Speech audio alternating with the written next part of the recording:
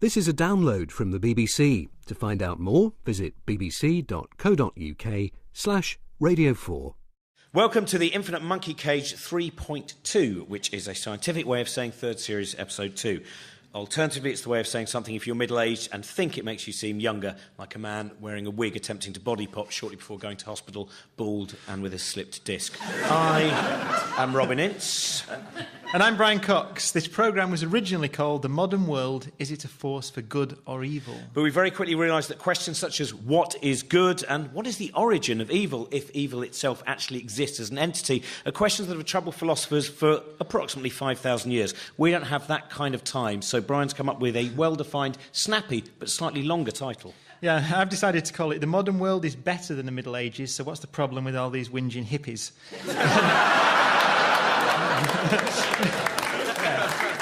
And yet again, the agenda sign has flashed up behind for all those at home. Agenda. This will be a properly balanced show. We have gathered together a panel of experts and interested people to help us. So if we hadn't reached the modern world, this guest would have been at a loose end. Unable to examine computer games and other products of the modern age, she would have had to resort to critiquing groups of men kicking pigs' heads through the streets. It's social psychologist and technology writer Alex Krotowski. He is a chemist and Pro-Vice-Chancellor of Science at Sheffield University, but without modernity he might have been an apothecary with a good knowledge of nettles and a sometime wizard, Professor Tony Ryan. And without the modern world he'd still be doing what he does now, which is make people laugh, with an increased likelihood, of course, of being decapitated if his whimsy was presumed treasonous. I've seen him, sometimes it is. It's comedian and a mathematics graduate, Paul Foot. Well, we looked up what modernity meant on the internet, but it turned out to be rubbish, so we went into the past and used a big book called a dictionary made of paper. And the definition was of the present and recent times, a person living in modern times or in current fashion. So basically modernity means modern. So that was a very useful... well, we should start off actually by asking that question because it is a difficult thing to define. Tony, if I can ask you first, what for you defines the modern world? So it would be easy to say the iPod. But for me as a chemist, the modern world has to be the post-Haber-Bosch world. So the Haber-Bosch process basically allowed the Earth to support more people than it could have previously supported. So it allowed us to enrich the Earth by putting fertiliser in to fix nitrogen directly from the air in a way that allowed the Earth's population to grow by developing new plants, high-yield plants. And so in our lifetime, the Earth's population has quadrupled, whereas for millions of years before, it hadn't doubled. Is that when Tesco started? Tesco's came shortly after. When was it? When was 1908. So Fritz Haber. Fritz Haber's a nasty little fellow who also invented chemical warfare. But before he did that, he worked out how to fix nitrogen. And it's a fantastic reaction. So 500 million tonnes of nitrogen is fixed into ammonia every year. And most of it's converted into fertiliser. And it's 3% of the Earth's energy budget, and 2/3 of us depend existentially on it. See, Robin? That's modernity. Science saves the world. Yeah, but you told me that chemistry wasn't really a science. It was just mixing stuff. That's what you wanted. I'm used to physicists calling me Delia, so that's What have you made for us today? Oh, look, it's blue and goes bang. Yeah. Alex, with a relatively late definition of the start of modernity, 1908. When would you say the modern world began, and what's your definition of modernity? Tony hinted at it, and I'm going to take this back even further. 1908, I'm surprised that's when all of this happened, because I'm thinking the 1450s. I'm thinking the printing press, basically, which people have said that as soon as the printing press happened, knowledge became power, and knowledge was distributed amongst the population. Everybody suddenly had access to knowledge, and that was what ushered in things like the Enlightenment, the scientific revolution, and then ultimately the modern world. So I'm going back beyond chemical processes, and I'm talking about the people, man. The people. No, and I'm talking about more people. Well, yeah. Brilliant. You got some people, more people, people. Hang on, what about the Library of Alexandria then? I'm going to go back another 1,400 years, where they all had to share the documents that were taken into that port there, and then some idiot went in, I think his name was Cyril, St. Cyril. In fact, it was St. Cyril, who flayed Hypatia to death. Yes, the only thing that I've ever seen, by the way, is I've watched Cosmos 500 times, which is why I'm allowed to be on this show. What do you know, Robin? If it was in the 13-part series by Carl Sagan, I am well covered. I can do a bit of Jacob Bronowski as well. Do you see how he seamlessly mentioned who he'd done the impression of? It's a very bad impression he started going. That was Carl Sagan. Ronnie Corbett. And, who am I going to do next? The universe is brilliant. Brilliant. There we are.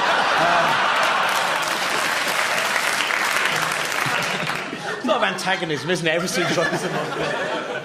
So you're going with the printing press. Paul, what for you would be the dawn of the modern age? Well, I don't personally think it's started yet. I can tell by the way you're dressed. Well, yes. This is not appreciated on radio, but I'm dressed from the past. I remember when I was a child, which occurred in the 1980s, there used to be books, and it was about the future, which was about now, 2010, and it showed there were robots. We were specifically promised robots. And not just like a machine that does something, like an iPod, like a thing that moves around and says, would you like tea? I will make it proper, then it would pour the kettle out and everything. Everything looked modern, and it was all lights, and it was all flashing, and you could just press a button, and then you saw a picture of your granny, and you just spoke, hello, Granny, and she would materialise in another room. So, sorry, you mean much like Skype, which exists at the current time? Yeah, but it's not the same. We were promised that it actually worked. It wasn't, you turn a computer on, then wait for about 15 minutes for it to fire up, then it says it has to install an update, then it crashes. It was just a thing. You pressed it on the fridge, and there was Granny, and there was a robot that could deal with anything anyway. So basically, until that happens, I'm not convinced the modern world has started. I was promised it, and I want it.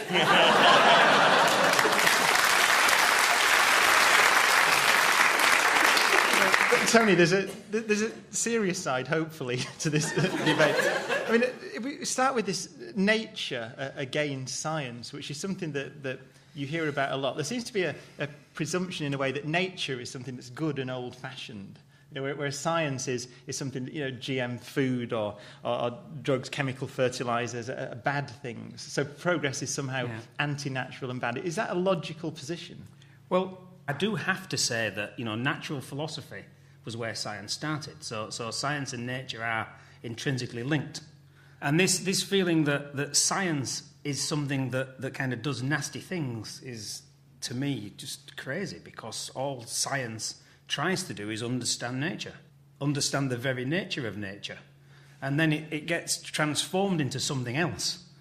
It gets transformed into whatever makes money or whatever wages war. It's not the science that's evil, it's what's done with it that's evil. See, why is it, even talking about, we've created there, I think, slightly awkward boundary to say they're two different things. The word natural now on most products is that don't worry, this product is natural. This has been naturally made. It's not been made by something evil. Like Botox, or yes, for example. This is it's natural Snake remedies. venom. We always hear from these people who say things like this is a remedy that actually comes from 5,000 years ago, and it's a natural remedy. And you go, have you checked how long people lived 5,000 years ago? It wasn't. Well, Alex, what do people mean when they're saying this is natural? What is natural? Ultimately, I think what people think is natural is that of nature.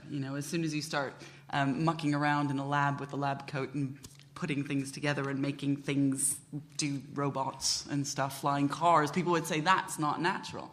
But frankly, you were talking about Botox, and arsenic is a natural ingredient, and all of these things could potentially kill us, and so possibly the flying cars and the robots aren't unnatural. It's just our relationship with them is.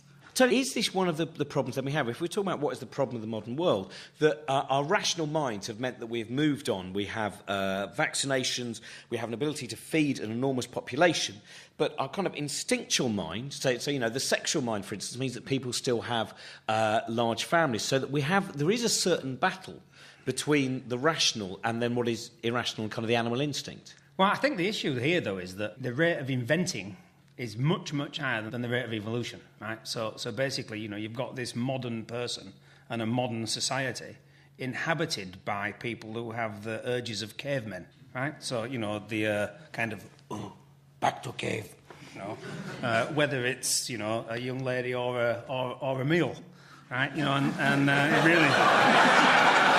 These days it could be either. They're the two basic needs, right? So, and the way we deal with modernity is governed by those kind of protein-driven processes.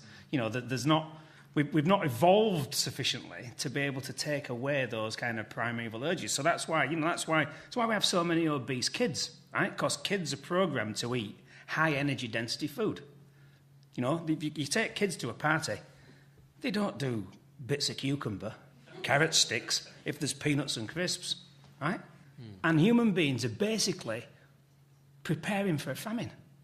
That's why people eat the way they do. So everyone's preparing for a famine, but the famine's not coming, right? But you can't turn your physiology off. Well, how come some people, thin people like me, have not prepared for the famine? Because people like you weren't meant to survive. But I must say, though, Paul, this sounds... To me, we could be accused of being rather aggressive on this show. And often, I think, scientists do come across as being people who are arrogant. I know everything. The scientific method is paramount. Absolutely. Scientists say, oh, this is how you get into space. You need a space rocket with a certain amount of thrust. But it's up to other people to fight back and try it with their own methods. For example, faith rocketry. You sit in a rocket and with the power of your mind you go into space. No one's tried that. Well, no, they're all sat there trying to get into space by the power of their mind. Yeah, they're all still sat on the ground. Yes. Well, it's typical of your arrogance to assume that they're just going to sit there. People do it. See, whereas you arrogant scientists, oh, look, we're NASA. We've used a rocket. He was like, I've used the power of my mind, but best just to keep it quiet. Why show off? But, Alex, implicit in this discussion, there's a sense of a distrust of science, and I'd like to say rational thought. Maybe we should discuss how synonymous science and rational thought are. But why do you think there does seem to be a distrust in our society at the moment of science or the scientific method? I think generally, we lived through the 80s, we lived through the 70s, we lived through the polyester pants period. Paul, you're still there. And very hot for representing. But, we lived through that period where, the 20th century was dominated by this idea that, you can mash things up in a lab and it will be cheaper, better, faster, whatever. And so now there's a rebellion, a sense of, right, let's go back to nature. Let's go back to our agrarian roots and hoe the fields with Shire horses. But it wasn't entirely positive perhaps in the 50s, if you look at the 50s or the 60s, the white heat of technology. That was the way that the human race would better itself, the way we would grow more food, the way we would progress. But at the same time, you look at the fiction around that time, and there's so much fear associated with the modern world. They're talking about, the Andromeda chain. They're talking about, the potential for the nuclear, for all of this nuclear threat to destroy society. So the modern world, the now, the organic now is, it's nothing new. But it's referring back to all of that stuff. And it's a reaction, of course, to all the bad things that the white heat of technology gave us, like white bread, Nuclear war, Actually, I reckon white bread's most likely killed more people than nuclear war. No, I'm being quite serious. And how would you kill someone with white bread? Would it be with a baguette? If you've got a baguette, it's nice and hard. But if you just have one of those soft loaves, especially with no crust, smothering. Smother them, yeah. To kill your mother with mother's pride is the ultimate Greek tragedy, I think. So is science then necessarily amoral? It's a process for understanding nature, and scientists should really take no care, I suppose, in how the science is going to be used. No. So we have to have, and we have to have a moral responsibility for what we do. and think about, you know, the ethics of what we do, what happens in the lab, you know, what things we try and understand. But that's the whole thing about your definition of modernity, you know, of knowledge. And once knowledge is being created, it can't be controlled. So who knows what nefarious purposes someone might take a new bit of knowledge. You know, I mean, okay, you'd struggle to batter someone to death with a Higgs boson, but, you know, who knows where that's going to take us? I think as well, though, I don't think it's amoral in the sense that the people who are making science have such reverence for their subjects. You know, and if you didn't have reverence for your subject, then you wouldn't recognize that it is something that needs to be preserved, protected, and respected in so many ways. But it is a rather ideological and idealistic pursuit, actually, isn't it? I mean, blue skies science, it's curiosity-led. You go where your curiosity about nature takes you. The things we're discussing, say nuclear weapons and white bread, as you say, I mean, those things are essentially the fruits of curiosity-driven research. Does that mean that there has to be some kind of, I don't know, consideration of what you might discuss? I think, you know, there's a move afoot now amongst lots of scientists that actually we need to concentrate on doing the science and providing for energy and food sustainability.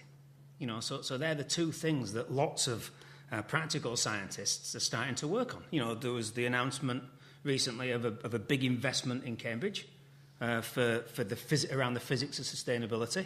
At Sheffield, I run this thing called Project Sunshine, where we're kind of trying to corral a bunch of scientists to use their own little bit of science towards a bigger goal to make sure that, you know, we can provide for all the people on the earth. And so, you know, we've developed our own morality. Isn't one of the big problems? I mean, everyone talks about, the planet's under threat. The planet isn't under threat. No, absolutely. No, it's the population. Yeah. It's the human population that's under threat. So all we need to do is just for one generation, just encourage people not to procreate so much and, you know, invest in homosexuals. That's serious. If we encouraged homosexuals for one generation, the population would go down. There'd obviously be some people who'd just say that even with the incentives, I'm just too much. And those hardcore people could still create more children, and then we would reduce the number, and then there'd be maybe 2 billion people again, and all be happy. This package.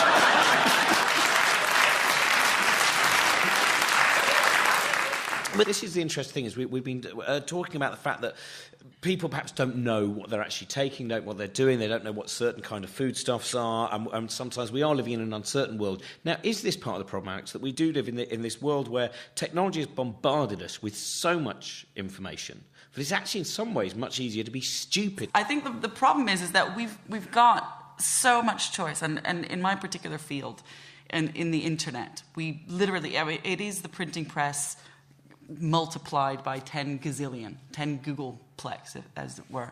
And we've got so much information that's out there. We've got so many different boxes on our shelves that we can choose from that, frankly, we are completely overwhelmed. And so the way that people choose now is they choose by filtering out information based upon what it is that their friends think. They follow links based upon, you know, the things that they hear about. And instead of accessing this ginormous library of information, they only go for the information that actually confirms what it is that they think anyway. So instead of expanding our horizons, we're actually making them narrower.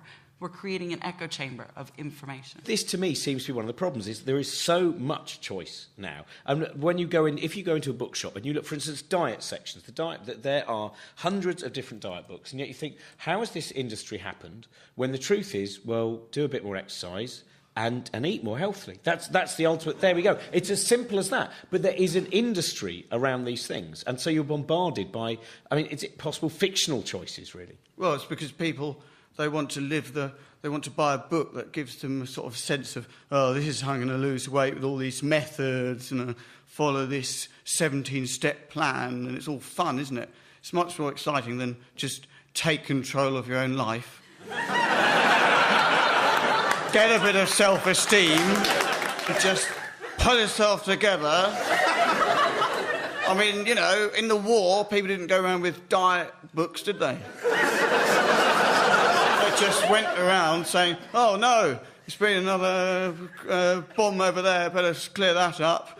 Oh, run, run, run. Oh, have you got any cakes? No, there haven't been any cakes since 1939. Have you got an egg? Yeah, I've got one powdered egg that will last us the month. Oh, well, Phil, I'm so thin. And that 1 minute of Paul Foot is going to be edited down and available as a self-help tape. So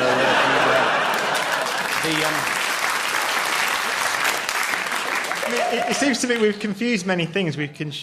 Technology, science, consumerism. Getting back to this question of modernity, I mean, I take a rather pure view that science is the understanding of nature. Now, flat-screen television, to me, are a different matter entirely. But purely in terms of science, is there any possible argument for not continuing the march of knowledge? That's a bit of a weighted question, isn't it? And I'm going to give you a really weighted answer. So I would say pure science, as you describe it, is applied science that's run out of usefulness. That's an interesting way of looking at it. Okay. Paul.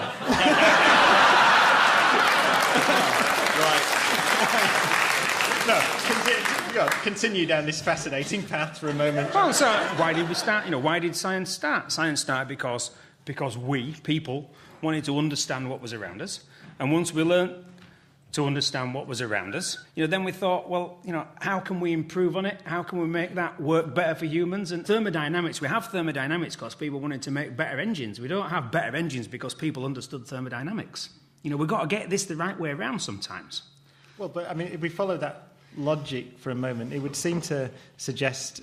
Are you implying that we know enough now by some measure, and now we're in the process of commercialising and refining the knowledge that we know? Okay, so and one of the benefits of knowing so much and being able to create so much is that we have the luxury of being able to keep on searching to know more, right? And if we didn't have that luxury, then there wouldn't be any more science, would there? Because we'd all be back to surviving.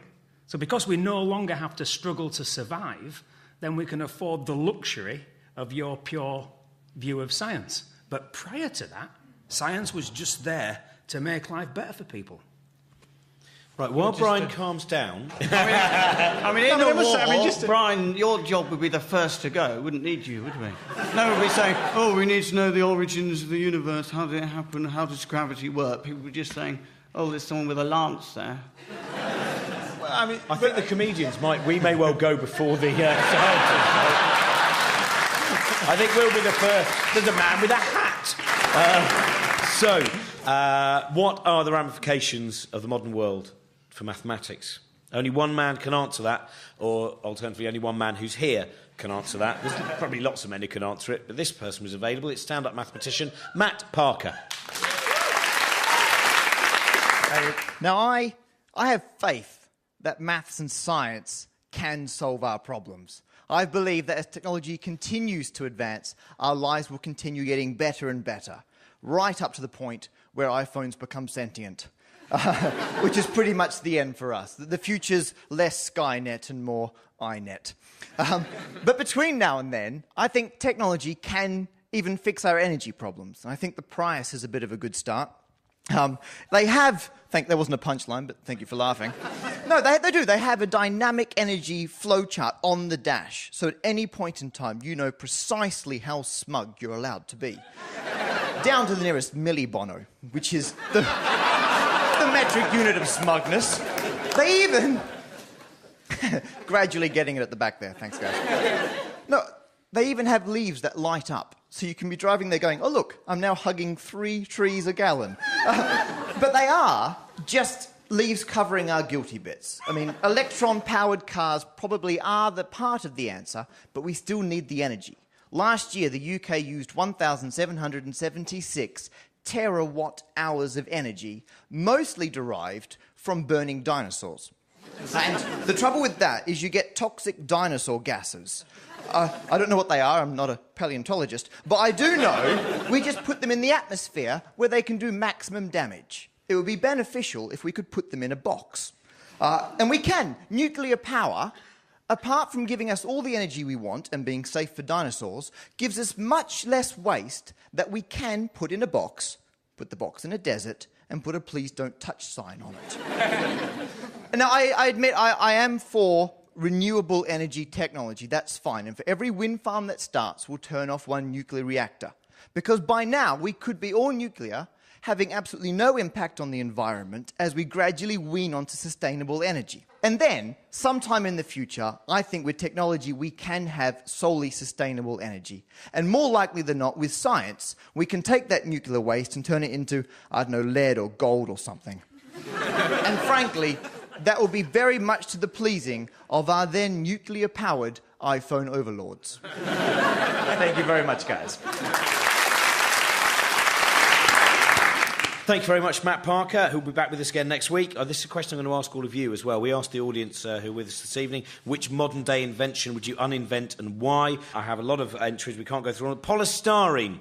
More trouble than it's worth. Twitter. This is an interesting. Twitter, because then my wife would be unable to virtually stalk Brian Cox. Finished with a long grrr. Chemistry. This really is true. Celebrity physicists. That wasn't me. The iron, so I could get around 4 hours a week of my life back. So that's nice. Some people need their whole life back, sometimes just 4 hours. Tony, is there anything that you would uninvent? Instant coffee. Yeah, that's... Yeah. Now, with a Radio 2 audience, they'd be furious for it. Yeah. These people are prepared to wait. Some of them own a second cafetiere in France.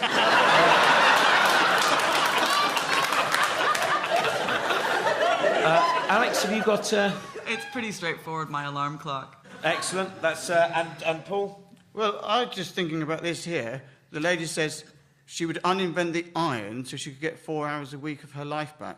Just don't iron. I mean, what she's really wanting to uninvent is the need within society for people to feel that they need to have trousers that are pressed in order to, I suppose, impress people. Nothing wrong with the invention, it works perfectly well.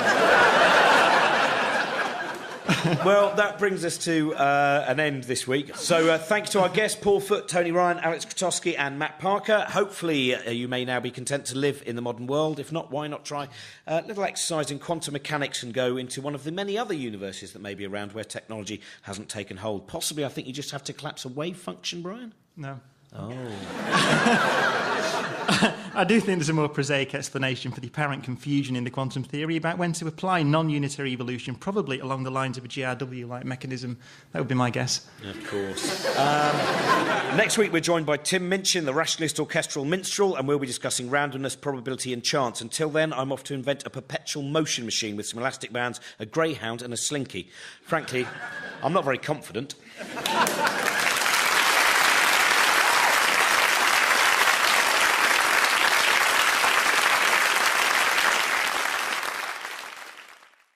If you've enjoyed this programme, you might like to try other Radio 4 podcasts, including Start the Week, lively discussions chaired by Andrew Marr, and a weekly highlight from Radio 4's evening arts programme, Front Row.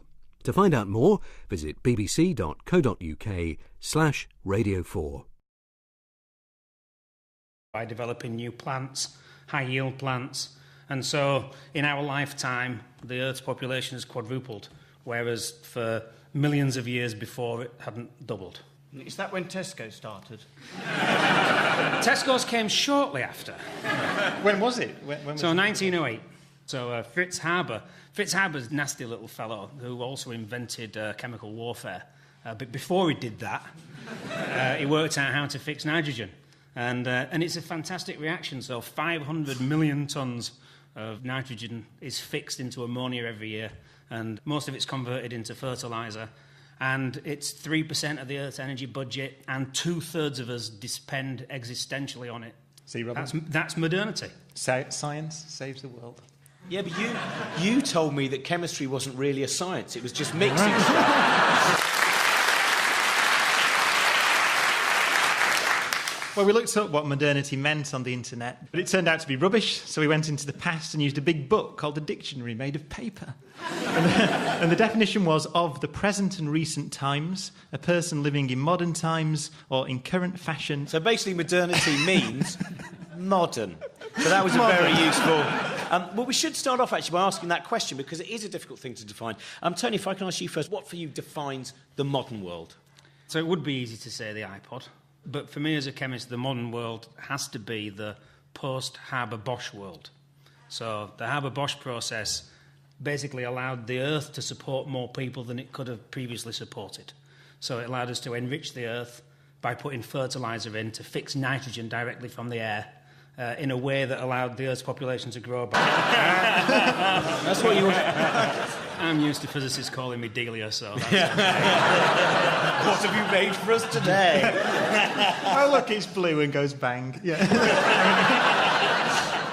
Alex, with a relatively late definition of the start of modernity, 1908. When would you say the modern world began, and what's your definition of modernity? Tony hinted at it, and I'm going to take this back even further. 1908, I'm surprised that that's when all of this happened, because I'm thinking the 1450s. I'm thinking the printing press, basically, which people have said that as soon as the printing press happened, knowledge became power, and knowledge was distributed amongst the population. Everybody suddenly had access to knowledge, and that was what ushered in things like the Enlightenment, the scientific revolution, and then ultimately the modern world. So I'm going back beyond. This is a download from the BBC. To find out more, visit bbc.co.uk/Radio4. Welcome to the Infinite Monkey Cage 3.2, which is a scientific way of saying third series, episode 2. Alternatively, it's the way of saying something if you're middle-aged and think it makes you seem younger, like a man wearing a wig attempting to body pop shortly before going to hospital, bald and with a slipped disc. I am Robin Ince. And I'm Brian Cox. This programme was originally called The Modern World, Is It a Force for Good or Evil? But we very quickly realised that questions such as what is good and what is the origin of evil, if evil itself actually exists as an entity, are questions that have troubled philosophers for approximately 5,000 years. We don't have that kind of time, so Brian's come up with a well-defined, snappy, but slightly longer title. Yeah, I've decided to call it The Modern World is Better Than the Middle Ages, so what's the problem with all these whinging hippies?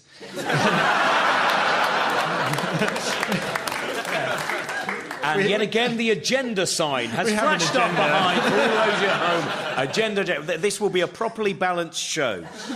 We have gathered together a panel of experts and interested people to help us. So if we hadn't reached the modern world, this guest would have been at a loose end. Unable to examine computer games and other products of the modern age, she would have had to resort to critiquing groups of men kicking pigs' heads through the streets.